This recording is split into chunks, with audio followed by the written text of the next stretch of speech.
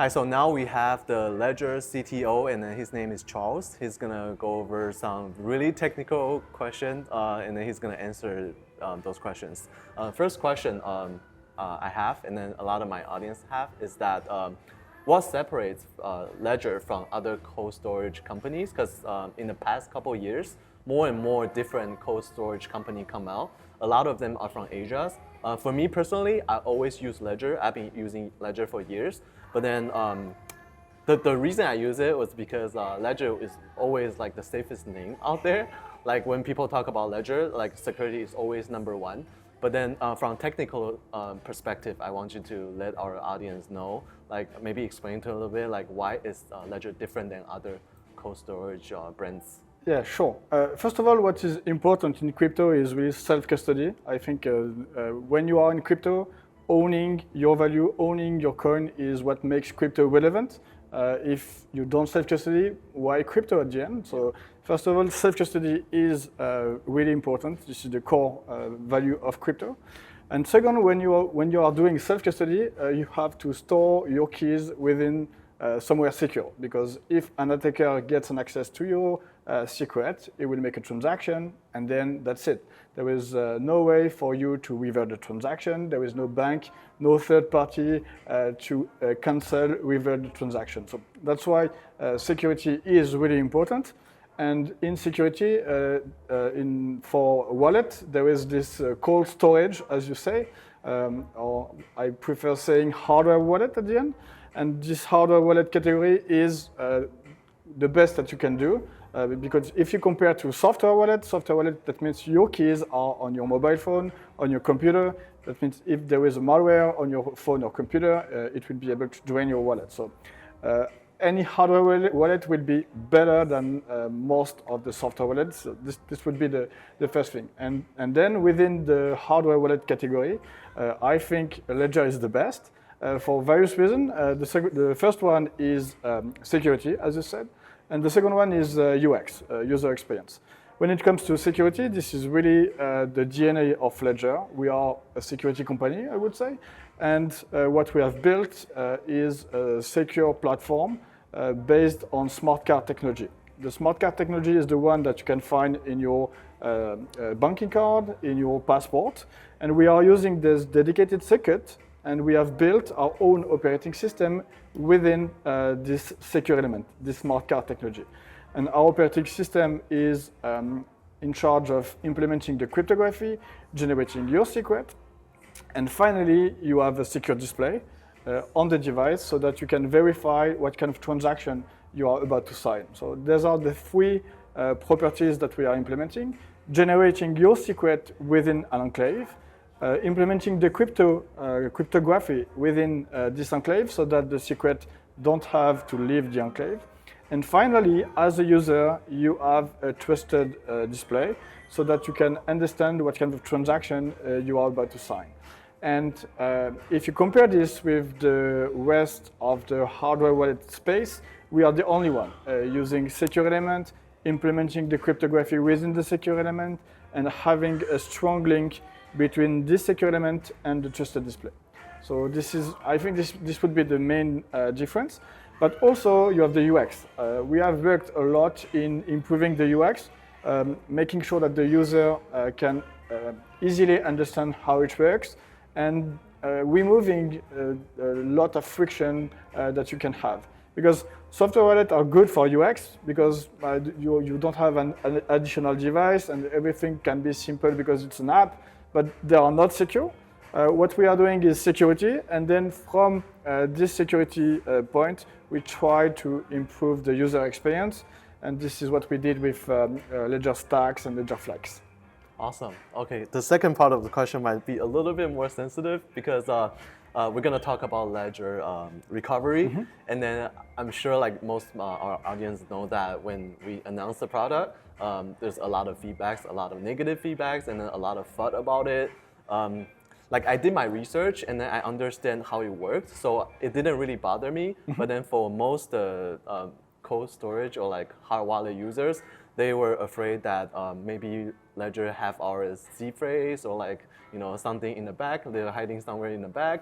So it generated a lot of concern. So I want you to talk about like Ledger recovery, and then talk about the FUD, and then talk about who might be interested using Ledger recovery. Yeah, sure. And what I was saying just before is the same.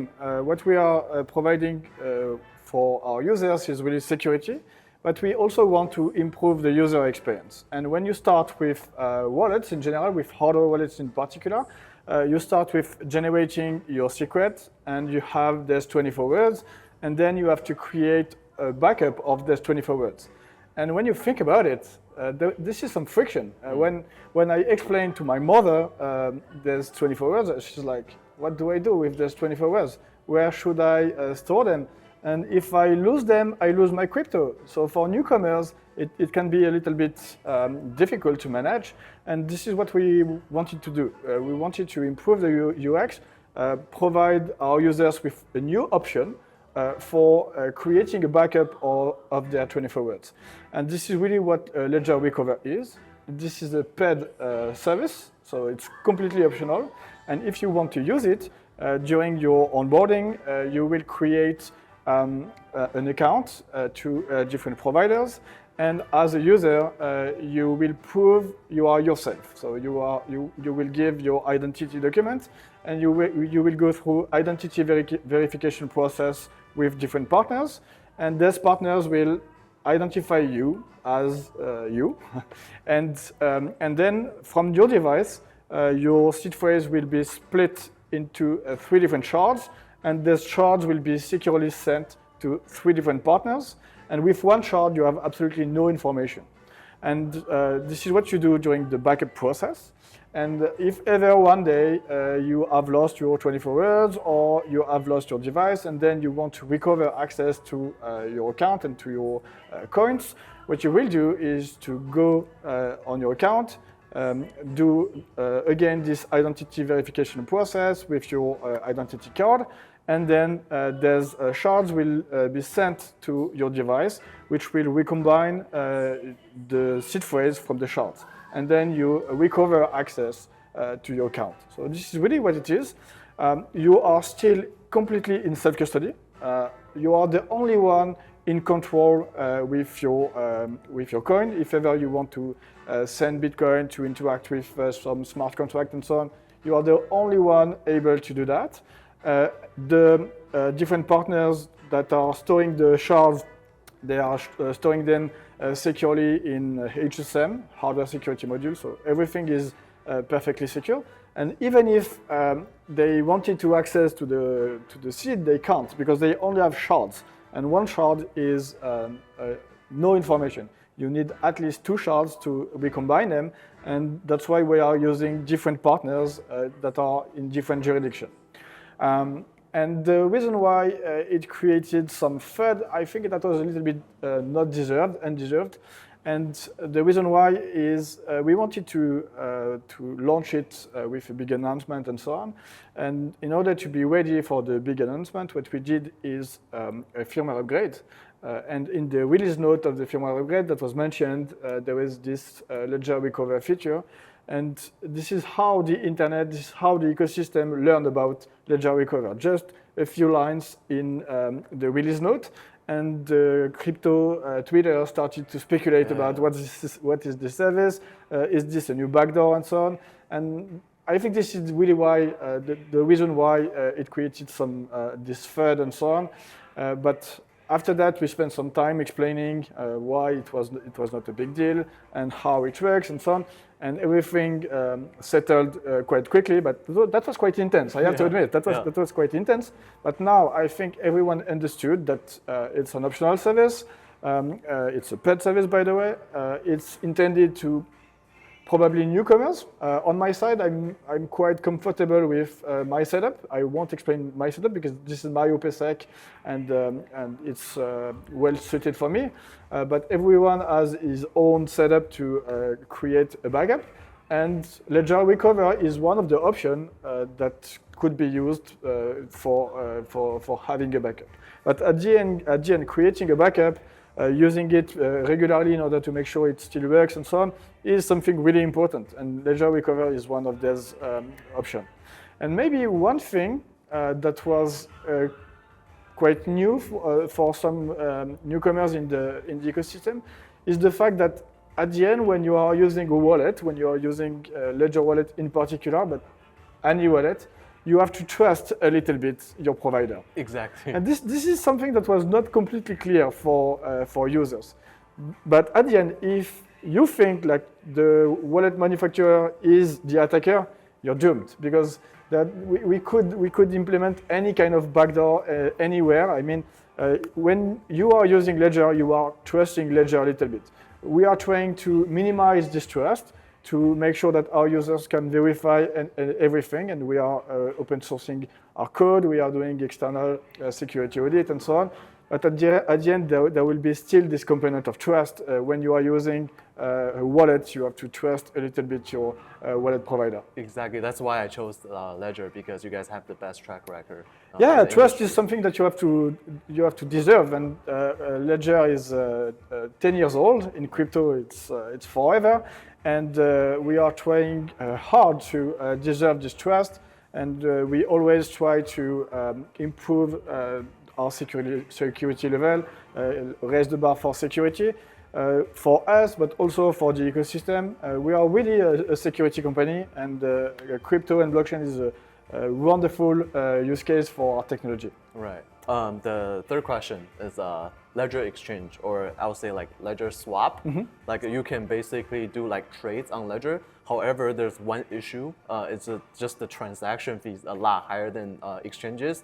So what most people use now, like the way they use it, is they will transfer the crypto out to exchanges and then do the trade on exchanges and then put it back to the Ledger hard wallet. Mm-hmm. So can you explain to our audience why that is? Why is the transaction fee higher or the swap fee higher on the Ledger? Yeah. First of all, what I want to explain is the following. So first of all, on Ledger Live, you can use DEX, and this is the same fee as if you go directly on the DEX page. But we also have like centralized swap with different partners such as Changely, Exodus, CIC, and so on. And what we have built is a specific protocol so that from the device to the swap provider, everything is secured. So on your device, you can see you are swapping 0.1 Bitcoin against 10 Ethereum. Do you agree to do that? And if you agree, then you will sign a transaction sending your Bitcoin to CIC, for instance, and they will send you back the Ethereum. And everything is secure end-to-end. So this is the protocol we built. And when you compare fees, the thing is you are doing a swap, but in self-custody. From your device to your device, completely in self-custody and completely in security. So you can't really compare the total fees from doing all of this with only the trading fee that you have on an exchange. On an exchange, the fees are low, but nothing happens on chain because everything is on the exchange, and you have to trust the exchange. Ledger, it's basically like a ledger on exchange only. Like it doesn't do anything on chain. Yeah, on an exchange, on a centralized exchange, right. Nothing happens on chain. So while what I just described on Ledger device, you are doing all of this with on-chain transaction, and everything is secure end-to-end. So when you count the transaction fees, you also have to take into account the blockchain fees that are included in the swap. Okay. So this is probably what explains the difference in fees. Okay, so Charles, before I let you go, I know you're super technical guys, and then most of our audience are macro investors. Mm-hmm. So I'm pretty sure they would like to know your input on how you look at the Bitcoin market, how you see Bitcoin, like how much you think Bitcoin will be in like a year, 5 years, or like what kind of projection you have, because I'm pretty sure you're gonna study on-chain data and a lot of the technical stuff. If you may, please share with us a little bit of your knowledge. It's always difficult to do like a price prediction, especially on short term. So maybe one thing which is really interesting for me is the fact that we have this ETF for 6 months, something like this, a little bit more now. And this ETF, Bitcoin ETF spot, is the best launch on the whole history of ETF. Yeah. This is crazy, even better than gold. And in only 8 months, 18 billion USD of inflows within this ETF. So this is quite a lot. Also, we have to keep in mind that the supply of Bitcoin is limited, and it won't ever change. We say like 21 million. A big part of them are probably already lost. Also, another big part of the Bitcoin are in like diamond hands. Like people are really holders for a long time. When you check on-chain data, you have like wallets, like 75% of the wallets that didn't move for more than 3 years. So you have these very strong holders. Also, you have like miners. This is the only fresh supply. With the halving, like the new Bitcoin that are given to the miners and that go to the market has been divided by 2. So, and another interesting fact is the number of Bitcoin that are on exchanges. I think it's an all-time low for 4 years, something like this. All this data is very, very bullish. I mean, at the same time, you have like a fiat currency that are having a hard time these days. So on the long run, I'm very bullish on Bitcoin. This would be my synthesis. In 1 year from now, frankly, it's difficult to say. If you ask me, like in 10 years, 20 years, and more than this, like 10x, 20x are completely possible. I have no doubt about that. In 1 year, I tend to think that in 1 year from now we will be above 100K. Yeah. But I could be wrong, and it's okay. My prediction was it will be 100K by end of the year. And on 2024? Yeah, I did it a little over a year ago. I did it end of last year. I thought. I think it's possible. It's possible. It's possible, and I think like the main drivers won't be like Bitcoin specific, but more macro specific. For instance, the interest rate in the US, everyone is watching at the Fed meeting in the 17th of September, I think. September 18th, yeah. So there was this element. The second one will be the US election. And it makes me quite bullish because everyone in all the candidates are talking about crypto, which is quite new at the end, especially in the US. So all of this will be triggers, obviously. And at the same time, we will have the supply shock that I described because all the data shows that we have very limited supply. As soon as you have a trigger on the demand front, the price will just skyrocket. And at the same time, the ETF inflow, they will have no choice but buying. When you have like people who want to buy ETF Bitcoin spot, the ETF provider like BlackRock, they will have to hit the spot market. And at the end, whatever the price of the spot, they will have to buy in order to serve the ETF. So all of this makes me really bullish. Very interesting. So our prediction is pretty much aligned because for me, I always tell my audiences that as long as fiat has no bottom, that means crypto Bitcoin has no top. Well said. Thank you so much for your time. Thank you. Thank you. Bitcoin is the king, that crypto that's bold, riding the wave, making fortunes untold. But it's time to retire to a new crypto show. Cut down 088, let's dive in for sure. Dollar cost averaging, the strategy we choose, investing smartly, we can't afford to lose. Cold storage is the way, keeping assets safe, locking up our coins in this crypto chase. So remember my friend, it's not just about games, mindset is crucial to conquer all pain. Stay strong and focused through market's darkest night. Believe in your dreams and let your success take flight.